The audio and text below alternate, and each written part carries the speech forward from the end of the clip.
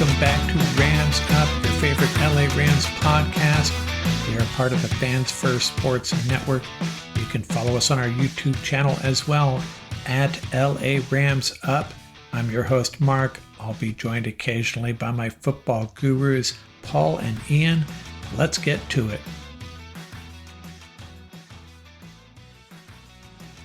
What's going on, Ram fans? Episode 578 of Rams Up here. I have some additional thoughts on this depressing loss to the Dolphins. Had a night to sleep on it. Going to get into some more details here. Hopefully you caught our post-game reaction. Ian and I discussing late into the evening what transpired at SoFi.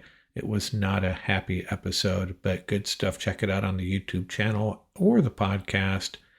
And please remember, subscribe and like those videos on the YouTube channel. Really appreciate it. I'll have a 5-minute recap of all the action from start to finish coming up here in a second. Before that, man, there's going to be a lot of second guessing on this one. And the biggest question is, was it wise for the Rams to make 3 changes along the offensive line? One of them they had to make. Someone had to play right tackle for Rob Havenstein, and Joseph Noteboom was the guy. Did not play well.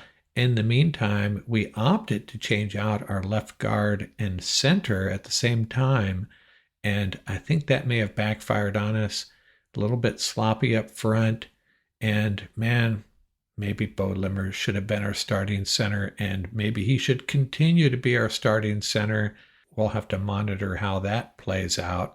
Really took a strength of this team and turned it into a weakness overnight. Really spoiled a great outing by our defense.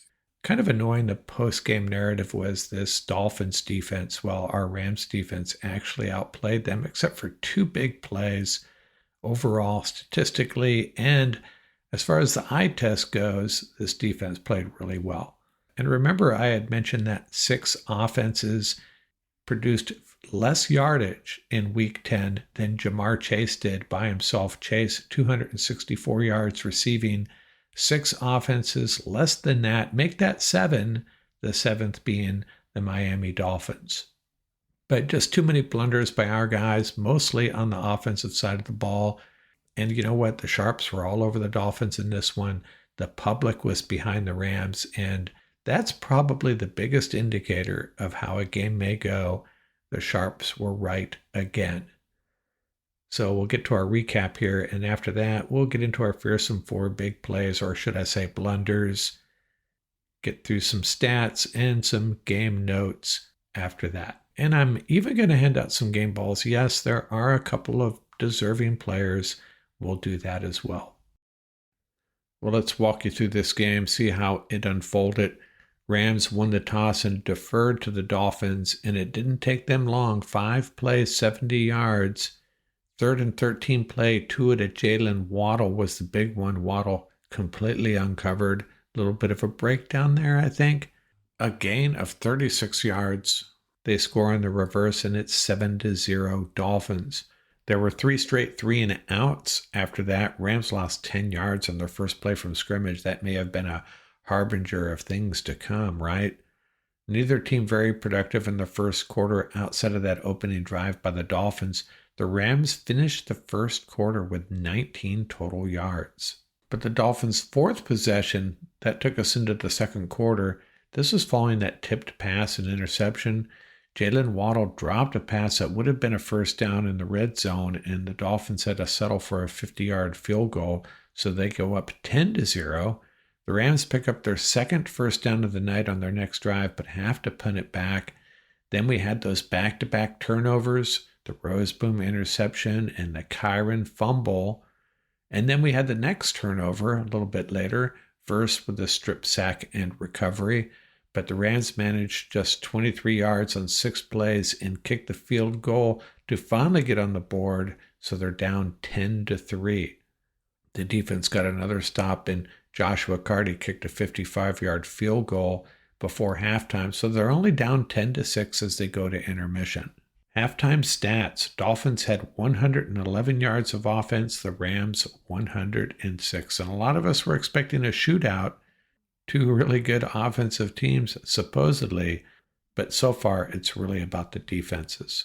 Rams get the opening possession of the second half, and they put together a nice little drive. Kyren for 9 yards, Puka for 17, Kyren for 8, and then on 1st and 10 from Miami's 28, perhaps the biggest play of the game, and the play that kind of epitomized this effort by the Rams offense.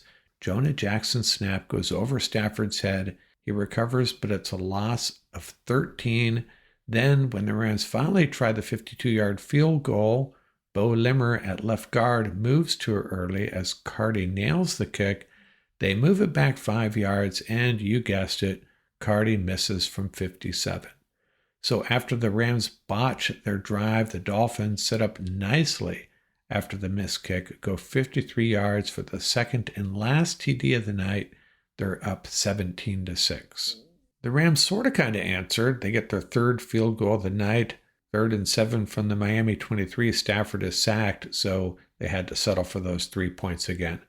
Well into the fourth quarter now, and the Rams desperately need a stop, and it looks like they're going to get one after Kobe Turner sacks Tua to set up a 3rd and 19.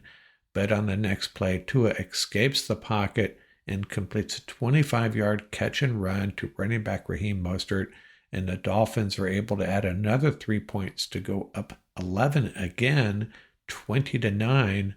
That's followed by another fairly nice Ram drive that ends in yet another field goal. The big play was a 21-yard catch and run by Puka to the Dolphin 25. Rams had a TD for the taking there, but Stafford either didn't see Kyren running free or he just completely missed him. Not sure who he was thrown to on that play. Kind of felt the heat, I think. So another field goal, and the Rams have at least made it a one-score game, down 20-12. So the Dolphins have the ball in an 8-point lead, 6:31 left in the game, and they're able to add the field goal to go back up 11.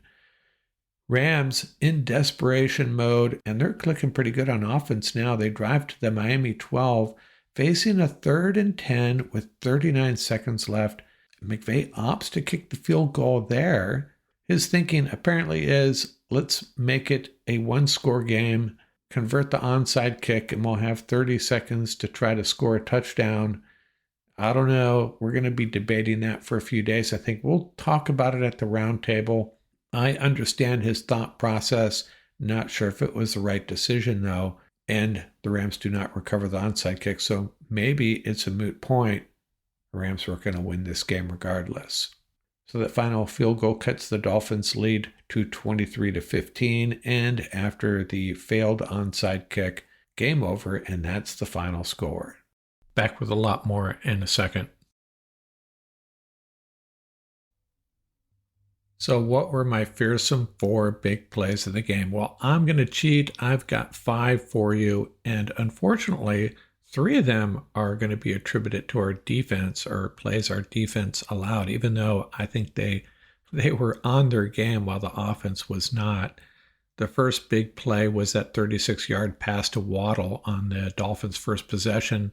He was running free, way too free. That should never happen. Broken coverage of some sort. I'm sure Ian and Paul will have more details on that when we get to our roundtable. But that set up the Dolphins' first touchdown, really quick drive to open the game. The second big play was that catch and run by Jonnu Smith, the tight end, as well as his defense played. We really missed some tackles there, and that set up the Dolphins' second touchdown. So 2 big plays, 2 touchdowns, the only 2 touchdowns of the game. Weren't actually scoring plays, but they led directly to touchdowns. And the third big play, another one allowed by our defense, that 3rd and 19th conversion, a 25-yard pickup on the pass to the running back. Man, that was really bad too. Tua extended the play, slipped out to the left. We lost containment. That was a pretty devastating play. And now we flip to the offensive side. Here's some big play number 4, the bad snap. That ruined an opportunity for us to score a touchdown and actually sabotaged our opportunity at 3 points due to the ensuing penalty as Cardi was connecting on a 52-yarder. And then here's some big play number 5. Yeah, I'm going 5 this time. Stafford missing Kyren Williams would have been an easy touchdown, and we've scored on that play a couple of times. Not sure what happened. Not sure what Stafford was doing with the ball on that play, what his intentions were, but it did not work. So 3 plays our defense did not make and 2 missed opportunities by our offense. Really sealed the deal. Flip 3 of those in our favor. We might have won this game. Let's review team stats for this game. And first glance, if you looked at this, you'd probably guess the Rams won this game. It's kind of like the Bears game. Time of possession, pretty even. Rams had a very minor edge. Rams had 5 more first downs, 20 to 15. More total yards, 327 to 238. More passing yards, 293 to 207. More rushing yards, 70 to 67. More yards per rush, 3.9 to 3.0, even on the turnovers. And the Dolphins had 4 sacks while the Rams had 3 sacks. Really comes down to third down conversions, red zone efficiency, doesn't it? Player stats, Stafford 23 for 46 for 293 yards, the 1 interception on the tipped ball. Kyren Williams 15 rushes for 62 yards. Nakua almost got to 100 yards, 9 catches for 98. Cooper Kupp 7 for 80, and Cooper had a couple of amazing catches. And Davis Allen, 5 catches for 34 yards. And Kobe Turner, Jared Verse, and Byron Young, a sack apiece. Hey, we need a nickname for these guys up front. Turner, Verse, Young, Fisk, Michael Hoyt. Got to work on that, guys. Let's start it here. If anyone has a good one, let's get it rolling.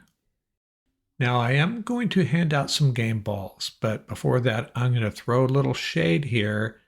4 items I want to throw shade at. First is McVay and the offensive line, the decisions he made about the offensive line. They probably made that as a group decision, I'm sure. But on top of that, hey, these guys got to play better. You're called upon, your original starters on this offensive line, step up and play better. 2 of these guys, Jonah Jackson and Joseph Noteboom, are getting paid pretty darn well to be NFL offensive linemen. And Steve Avila, man, he played so good last year. We expect better out of all 3 of them. And the second thing, that decision on the field goal, okay, let's think this through. 39 seconds left, 3rd down, you're at the Miami 12-yard line. You can kick the field goal, so you're down by 8. Try to recover an onside kick, and you get a couple plays to either score or probably just throw a Hail Mary, right? And then you got to convert the 2-point conversion. Or on that 3rd down there, 3rd and 4th down, you hopefully score a touchdown. I mean, you got to, or the game's over, right? So let's assume you do score the touchdown. Maybe there's 25 seconds left, 20 seconds left. You recover the onside kick and complete hopefully 1 pass, maybe 2, and try a long field goal to tie the game. What is your best option? I think the analytics are right. Go for it. Go for the touchdown on 3rd down and even 4th down. As my special assistant pointed out, if you're going to kick a field goal on 3rd down, why not just kick it on 1st down, right? So I'm not sure if McVay got that right. And, we can debate this. I'll debate this on the round table with Paul and Ian, but that's what I'm going with here. In the end, it didn't really matter because we didn't recover the onside kick. And I know the butterfly effect, who knows, if we had scored a touchdown, maybe we would have recovered the onside kick. And the third thing I want to touch on, and it's been a pet peeve of mine forever, second guy in gets the penalty. In this case, it was Bobby Brown. Now the shove in the back versus a little headbutt, and that was almost mutual, but Brown got the better of it, really? Throw the flag on the first push. And I know, as Ian pointed out, every football player knows the second guy gets the penalty. That doesn't mean it makes any sense at all. That's all I'm going to say about that. And the last shade I'm going to throw here, Drew Brees. Picking the Dolphins to win this game, I sensed a little bit of sour grapes. Going back to that Rams win over the Saints in the NFC Championship game where he was intercepted late and the Rams kicked a field goal to go to the Super Bowl. But then again, he happened to be right. Still, I think I knew he was going to pick the Dolphins. Now, I do have some game balls to give out. Jared Verse, hey, maybe we should stop talking about defensive rookie of the year, and maybe he's a Pro Bowler. He just might be a rookie Pro Bowler. And Joshua Carty, yeah, he missed a 57-yarder. He also made 2 50-yarders and 2 other field goals. Got it done. Not going to put any blame on him. His unit up front did not help him in that instance. In a critical instance it was. And Bobby Brown, we have been bagging on him, all of us, Ian, Paul, and I, this whole season. And then the last 2 games, he has emerged as a difference maker. So maybe Bobby Brown is the answer at nose tackle. He's been playing really well. And I'm not going to give a game ball to Davis Allen. I am going to point out that he appears to be tight end number 1 at this point. Really good hands, gets open, doesn't look that dynamic with the ball in his hands though. I think when Tyler Higbee comes back, he will be our best tight end as far as yards after the catch. And the Colby Parkinson experiment, I don't know, it may be over. Still surprised Hunter Long isn't getting more looks though.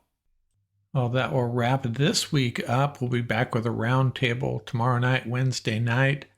Ian's got some film studies forthcoming on the YouTube channel. And then on to New England. Rams currently a 4.5-point favorite. This is a game they really need to win. They need to win this one. They might need to sweep the rest of their NFC West games. But this Patriots game, this game in New England, looming very large as far as the Rams' playoff prospects.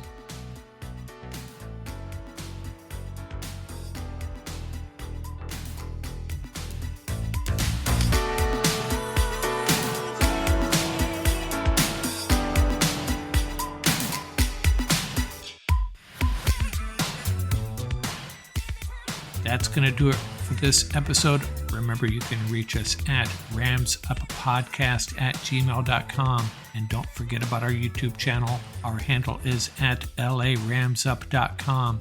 Till next time, keep the horns up, stay safe, and have fun out there.